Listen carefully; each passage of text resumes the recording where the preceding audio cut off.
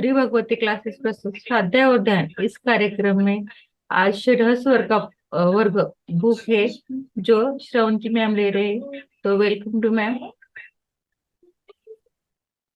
Thank you Devyani ma'am. सर्वप्रथम ब्रह्मर्षि पितामह पत्री जी को मेरी कोटि कोटि नमन करती हूँ और मेरे ज्ञान गुरु वंशी मास्टर को मैं आत्मवंदन और विश्व के सभी गुरुओं को, गुरु मंडली को मैं शत शत नमन करती हूँ और इस सत्र में जुड़ी हुई सभी मास्टर्स को और यहाँ कोई उपस्थित सभी मास्टर्स को मेरी आभार प्रकट करती हूँ।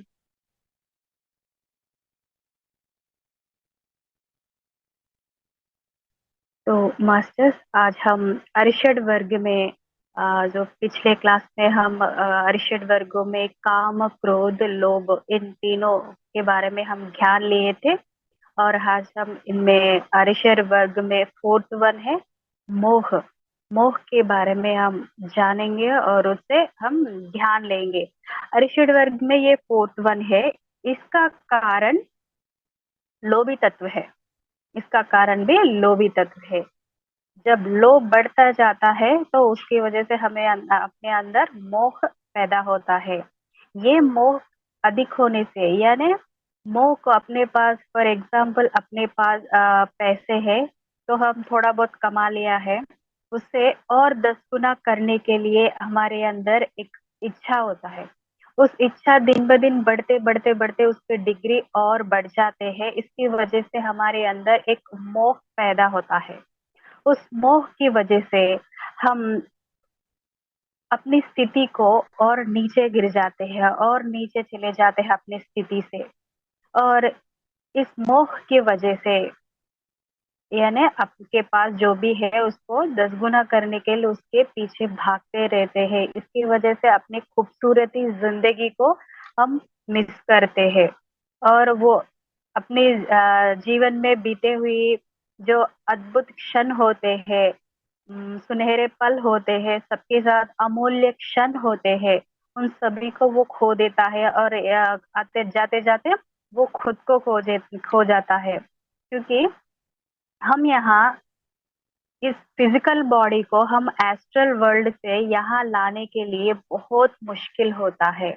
बहुत मुश्किल सामना करने के बाद हमें ये बॉडी मिलती है। ये बॉडी को लेकर हम इस भौतिक जीवन में, इस प्रापंचिक जीवन में इसलिए आते हैं कि हम इस भौतिक जीवन में, इस प्रापंचिक जीवन में जितने भी खूबसूरत चीजें हैं उनको अनुभव करने के लिए, उन्हें सीखने के लिए और समझने के लिए, और जो अपनी स्थिति को और उन्नति बनाने के लिए हम यहाँ इस बॉडी को लेकर आते हैं। और अपने फ्रेंड्स, रिलेटिव्स सबके साथ प्यार बांटकर, उस प्यार को पाकर, उतनी अनुभव, तरह तरह के अनुभव लेकर, उस अनुभव को हम स्टोर करने के, आत्मा के अंदर स्टोर करने के लिए, उस ब्यूटीफुल लम्हों को अपने अंदर डालने के लिए, एक्सपीरियंस लेने के लिए इस बॉडी को लेकर आते हैं।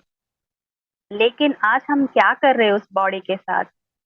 हम ये सब छोड़कर, जो मकसद से हमें ये बॉडी को हमने यहाँ लाए थे उसको छोड़कर हम क्या कर रहे हैं?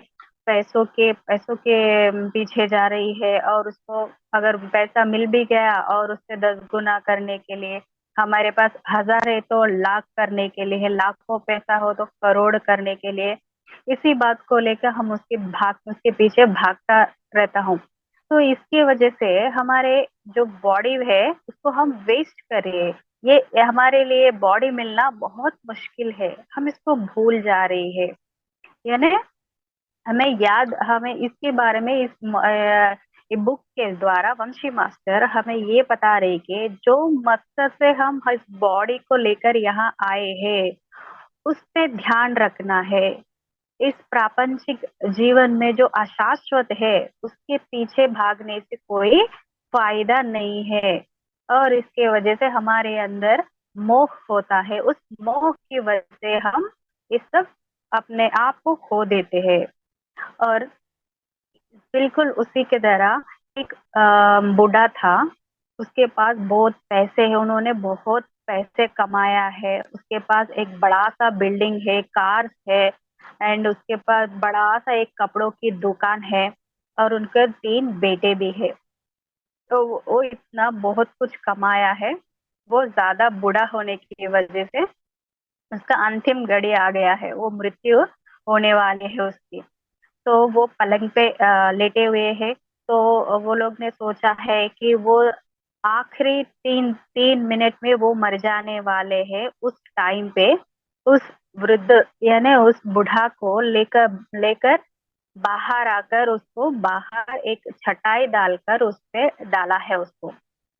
यानी उन उनके बेटे लोग क्या समझते हैं कि अगर ये अपने पापा जी जो है वो घर के अंदर मर गया तो उसकी आत्मा वहीं पर रह जाएगी, और बाहर फेंके तो वहां पे वह शायद वो घर पर नहीं आएगी, उनका सोच होगा शायद। तो ऐसा सोचकर उन लोगों ने उस बूढ़े को बाहर एक चटाई डालकर डाला है।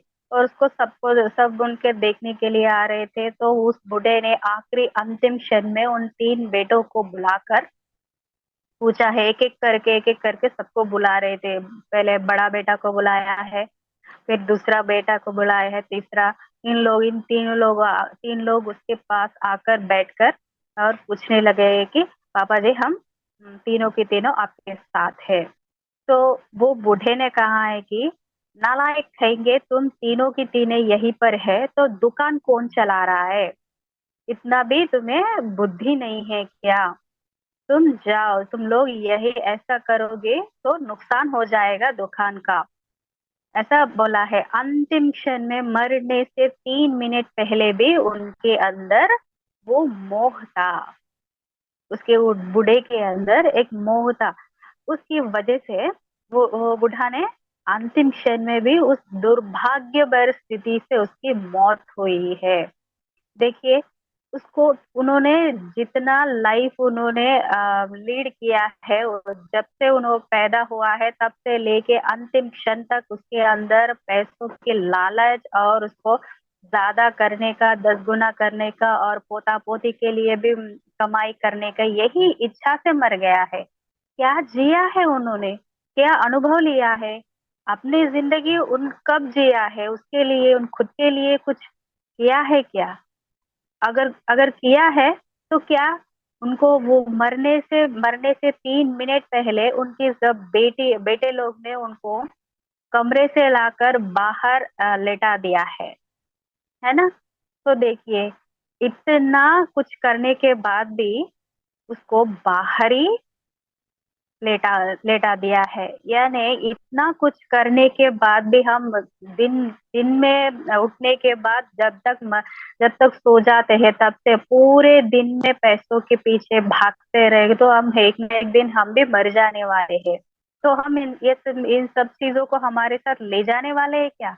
नहीं ना। तो फिर इसके लिए क्यों ऐसा करना? ये बूढ़े की स्टोरी के द्वारा वंशी मास्टर हमें यही बता रहे कि जितना हमारे पास है उसे तृप्ति से रहना है। अगर ऐसा नहीं हुआ तो इस बूढ़े के साथ जैसा हुआ है हमारे साथ भी वैसा ही होगा। तो यानी चैनावाल तो आप लोग जानते हैं ना चैनावाल।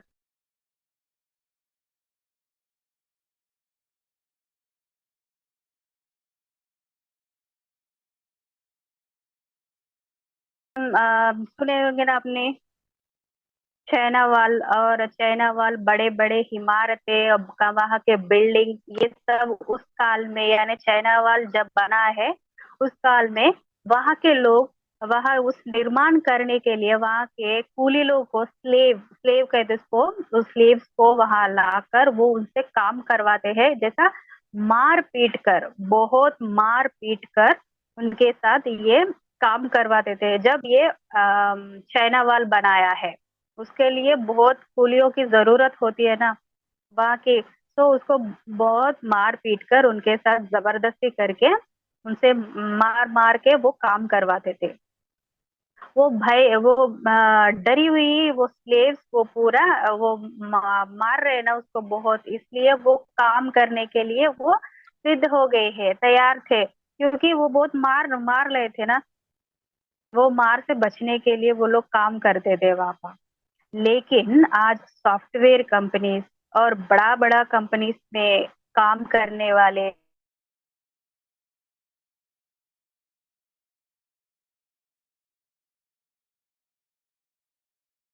बड़े बड़े बिल्डिंग, ओके, बड़े बड़े बिल्डिंग और इन सबको काम कर निर्माण करने के लिए वहां के स्लेव्स के साथ ये काम करवाते थे, उसको मार पीट कर। लेकिन आज भी वही परिस्थिति है, क्योंकि सॉफ्टवेयर कंपनीज में और बड़े बड़े बिल्डिंग, बड़े बड़े कंपनीज में काम करने वाले यहाँ के जॉबर्स होते हैं, वो दिन दिन रात काम करते हैं।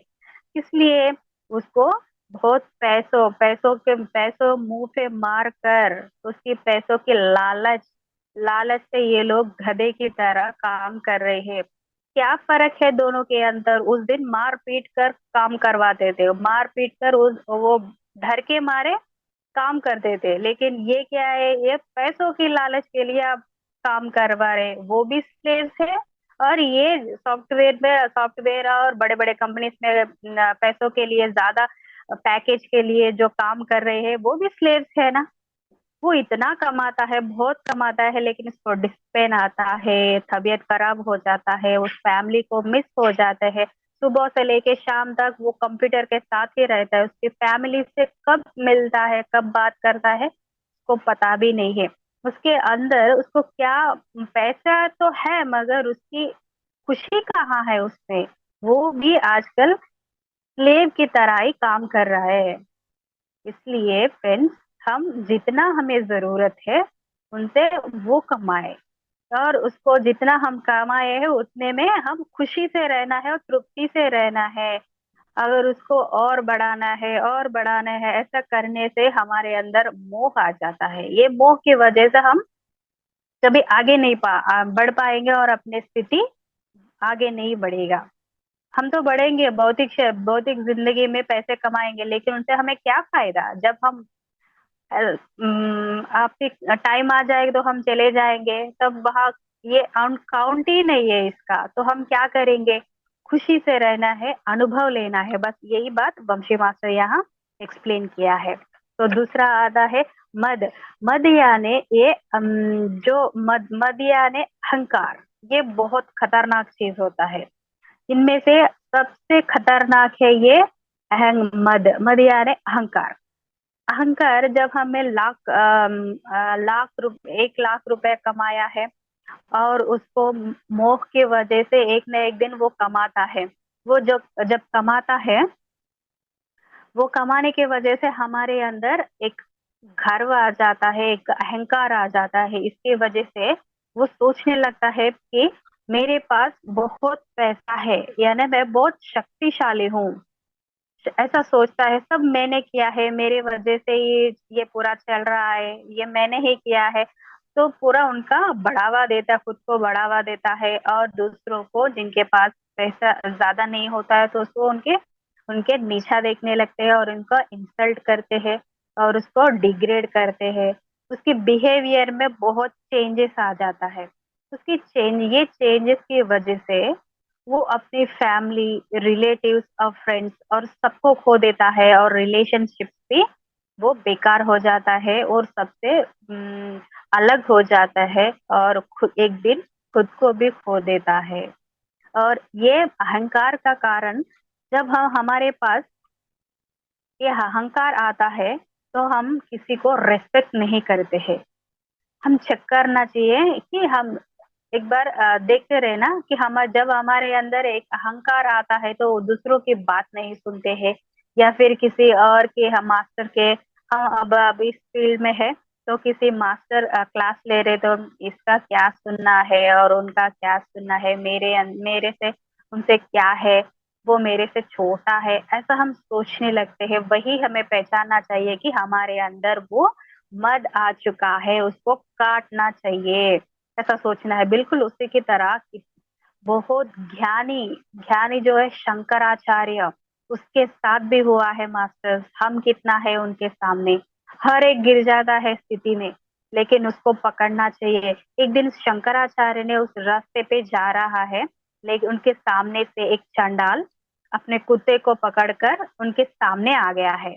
तो उस चांडाल को देखकर शंकराचार्य ने कहा है कि हटो मेरे रास्ते से, मुझे जाना है। और इस गंदे कुत्ते के साथ तुमने मेरे सामने आकर सामने से जा रहे हो क्या?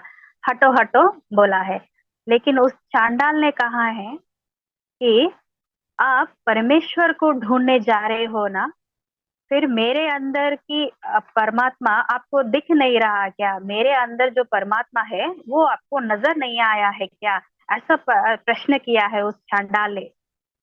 तब 1 मिनट सोचकर शंकराचार्य अपने आप को चेक कर लिया है, यानी मेरे अंदर वो अहंकार आ गया है। इसके वजह से मैं उस चांडाल के अंदर जो परमात्मा है उसको मैं देख नहीं पाया हूँ। और बात यह है कि वो बिल्कुल बहुत अच्छी तरह जानता है कि इस विश्व में सभी चीजों में, हर एक चीज में उस परमात्मा होता है। तो मैंने इसके साथ ऐसा कहा है, ऐसा क्यों कहा है, कैसा कहा है मैंने, ये सोचकर उनके द्वारा दो जो गलती हुई के उसको सुधार कर उस चांडाल को क्षमापना मांगा है, उन्होंने क्षमा मांगा है।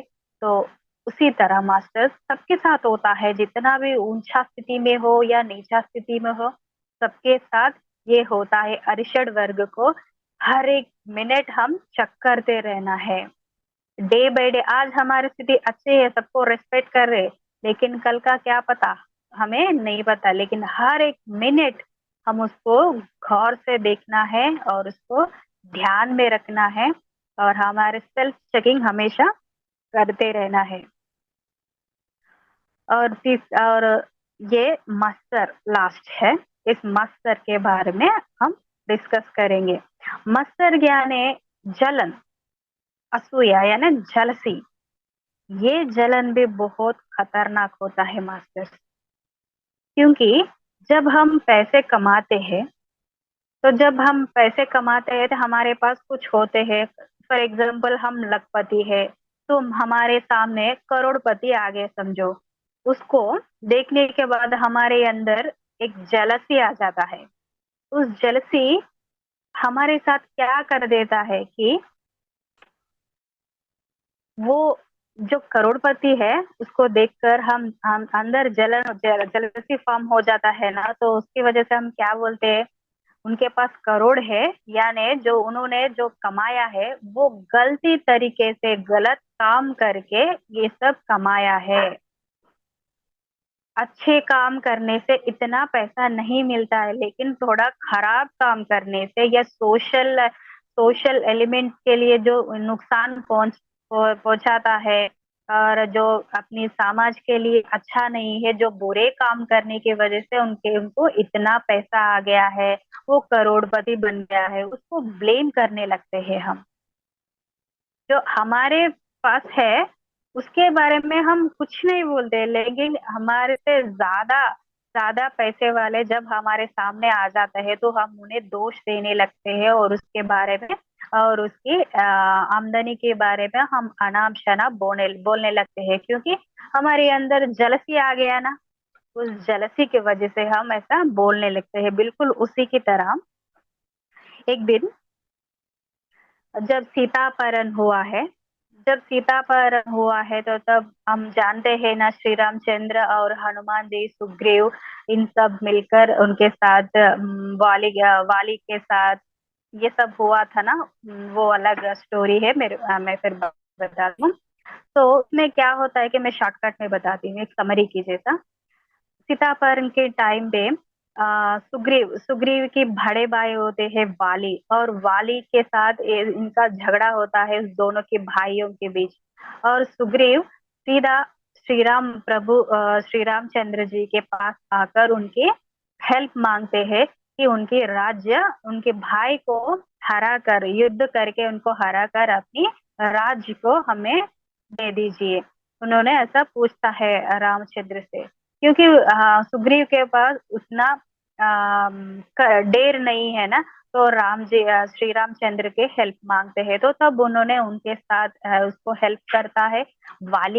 या वाली से युद्ध करके उनको मार कर उनकी सुग्रीव को वो किष्किंधा किष्किंधा के राज्य है ना उसको सौंप देता है। ये इसके साथ होता है, सुग्रीव के साथ ये। फिर उसी की तरह जब रावण की साथ जुड़ रावण के साथ युद्ध करने का टाइम आता है श्री रामचंद्र को, तब रावण का भाई विभीषण वो भी अपने भाई से विरुद्ध होकर, वो जानता है ना वो अच्छा नहीं है, उनकी उनके तत्व अच्छा नहीं है, उनकी सोच विचार बहुत गलती है रावण की, ऐसा सोचकर विभीषण राम श्री रामचंद्र के ग्रुप में आने के लिए उन्होंने आकर श्री रामचंद्र को बताते हैं।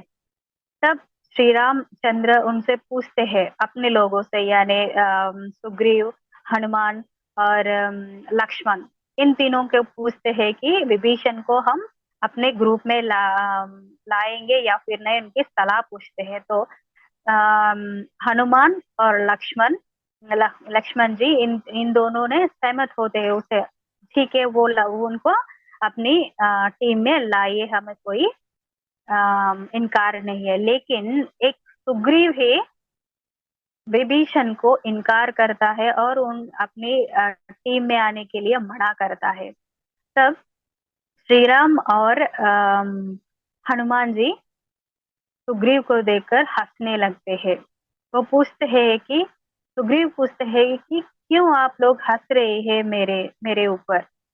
तब श्री रामचंद्र तो सब कुछ जानता है ना, यानी सुग्रीव के अंदर एक विचार है। वो क्या है कि रावण से युद्ध होने के बाद, युद्ध खत्म होने के बाद श्री रामचंद्र, सीता माता, लक्ष्मण जी, हनुमान जी ये सब अयोध्या चले जाते हैं और बची हुई लंका जो है वो लंका मुझे ही दे देने वाले हैं, यानी लंका की अधिपति मैं सुग्रीव मैं बनने वाला हूँ। ये इच्छा उनके अंदर आ गया है और लंका के ऊपर एक इच्छा था, उसको अपने राज्य बनाने की इच्छा उनके अंदर है। इस बात को श्री रामचंद्र और हनुमान जी पहचानते हैं, इसलिए उनके ऊपर हंसने लगते हैं। तो ये लोग पूछने लगते हैं कि क्यों सुग्रीव आपने क्यों मना किया है। तो सुग्रीव ने कहता है सुग्रीव बोलता है कि प्रभु श्री रामचंद्र, ये विभीषण अपना खुद का भाई भाई के साथ ही विरुद्ध होकर हमारे साथ जुड़ रही है, लेकिन हमारे साथ एक ना एक दिन हमारे साथ भी ऐसा ही धोखा देने वाला है। मुझे तो यकीन नहीं है इन पर, इन पे कोई मुझे ट्रस्ट नहीं है बोल के उन्हें बताता है। उस बातों को लेकर ये और हंसने लगते हैं। तो क्योंकि ये लोग क्यों हंस रहे हैं कि ये जो अभी सुग्रीव बोल रही है कि अपने भाई के साथ लड़कर हमारे साथ जुड़ गई है, लेकिन यही काम कुछ दिनों पहले वही सुग्रीव ने ही किया है अपने भाई वाली के साथ युद्ध करके। और इस श्री रामचंद्र के तरफ आकर उन्होंने अपनी युद्ध करने के लिए पूछा है। जिन्होंने खुद के लिए जो किया है वो सही है, लेकिन जो विभीषण के लिए करने वाले वो गलत है, इन्होंने ऐसा बोल रहा था।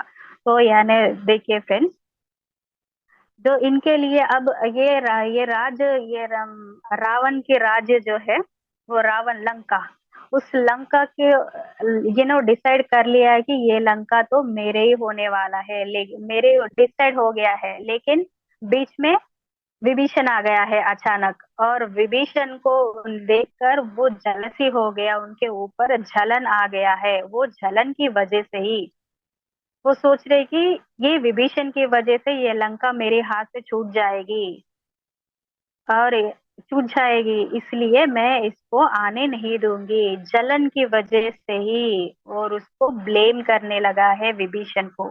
जो पहले इन्होंने किया है वो सही लगा उनके लिए, खुद के लिए सही लगा है, लेकिन दूसरों के लिए खुद सही नहीं लगा है, उसको ब्लेम करने लगा है, इसको दोष देने लगा है।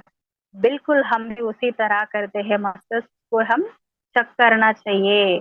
जब हमारे पास पैसा होता है तो हम हमारे लिए जो अच्छा होता है वो हम कवर करते हैं, लेकिन किसी और के बाद वही चीज करने जाते हैं तो हम जेलसी होकर उनको ब्लेम करने लगते हैं। तब क्या करना है, हमें बस उन अहंकार से बचने के लिए, जेलसी से बचने के लिए, हम एक आदमी के अंदर जो उन्नत गुण होते हैं, उन्नत तत्व होते हैं, उसके अंदर एक ग्रेटनेस होता है ना, उस ग्रेटनेस को हम जरूर अप्रिशिएट करना है।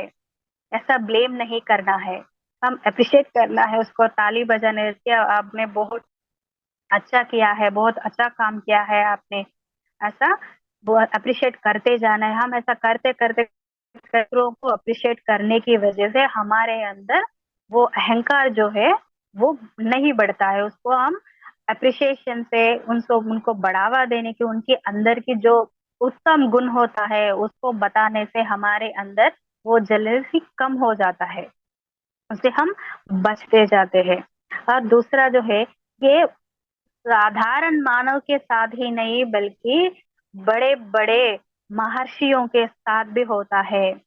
यही काम, ये स्टोरी मैं बताती हूँ आपको, क्योंकि ये हमारे बिल्कुल आम आम आम होने वाले की तरह नहीं, बल्कि अम, भृगु महर्षि, उनकी स्टोरी को देखिए। भृगु महर्षि एक दिन, वो एक सन्यासी है, वो एक सन्यासी है, और श्रीमन नारायण और लक्ष्मी देवी अपनी पलंग पर लेटे हुए होते हैं और उनके लोक में जाते हैं भृगु महर्षि।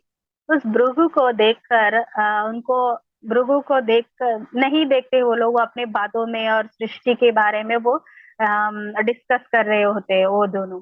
लेकिन ये एक सन्यासी है ना, वहाँ के सीन यानी वह जो दृश्य उन्होंने देखा है, उसके अद्भुत दृश्य यानी श्रीमन नारायण और लेटे हुए है एक मुद्रा और शयन स्थिति में है, और उनके हम एक सुंदर देवी यानी वो उनकी वाइफ में देव उनके पाद सेवन कर रही है, उसके चरणों को दबा रही है, ये सेवा करिए।